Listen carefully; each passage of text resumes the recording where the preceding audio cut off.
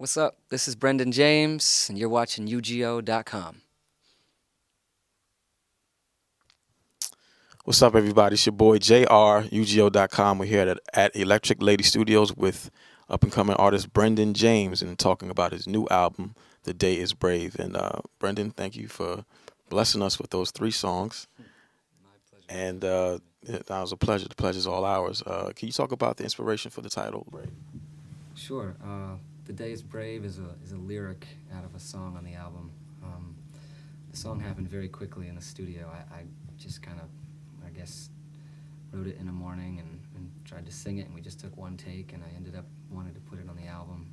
And the lyrics of the song are really just, you know, taking advantage of a day, seeing what you can do in that one day, and believing in yourself to do it. So, the day is brave. Okay. Yeah, I also read that you're from New Hampshire, I believe. Yeah. Okay. What was it like growing up there? There was not a big rock scene. Okay. It was great. I loved growing up there. I was there for the first 18 years of my life, and kind of typical small town, good people, and got some good memories growing up. Right, right. So, is it true that you taught yourself songwriting as you attended the University of North Carolina? Yeah, Okay. yeah, I guess it is. Once I discovered the piano, there was no turning back. I fell in love with it. So, Right.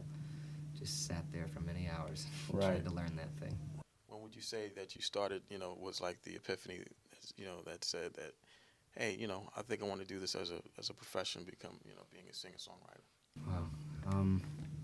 Probably a couple years after I started playing the piano. Okay. Maybe I was around 21 or so, and I realized I had a couple songs, and I was enjoying it so much, I decided it was the path I was going to try to follow. Okay, okay. So, what got the attention of Decca Records? Because if I'm not mistaken, they're known for jazz. How did that come about? It's true, Decca has a lot of jazz, a lot of classical, but they also have some pop acts now. Right. And they had a lot of pop in the 70s. Right. And they're now coming back, and so they have a couple of us now who they want to cross over a bit into pop, and I feel very lucky to be one of them. And I found them because I had just made an album, and Right. I was playing showcases around New York City, and they found me, I guess you could say. Right, right. Speaking of New York, you are a New York resident. Yes, sir. What do you like about New York? What do you dislike? And do you feel that, this city is the place to be for up-and-coming musicians? I love New York City. Mhm. I think the things I love about it is that everything's at your fingertips. There's always this energy, and it's so inspiring to just walk out your door any Right. time of the day or night. There's Right. always something going on, and so I think that's what I love. I think what's hard is that there's just always noise, Yeah. and you're always concrete and buildings everywhere all Right. the time, and that's why I have to get out of the city sometimes. Right. But it's a good spot. If you are a musician out there and you do want to give it a go, I would say you got to hit a big city. You got to try a big city. Stop messing with Brendan's recording time. It's too noisy. So just leave him alone. Exactly. How would you describe your sound? Oof. I would describe my sound as pretty piano based. It's about the piano for me, and it's about the lyrics of the songs. And I have a band with me in the studio when we made the album, Okay. and so it's full band stuff, but it's pretty simple. It's kind of songwriter based songs. Right, right. What do you do for downtime when you're not, recording or performing? Well, I haven't had a lot of that, but when I do, I love watching movies. That's one of my favorite things. Just relax, sit on the couch. I go to the YMCA in Brooklyn, play some basketball. Right. Work out a little, take walks in my park. Those are some things I love to do. Okay. And what's going to be the lead single off this album? It's looking like Green. Green. There's a song called Green. Yeah.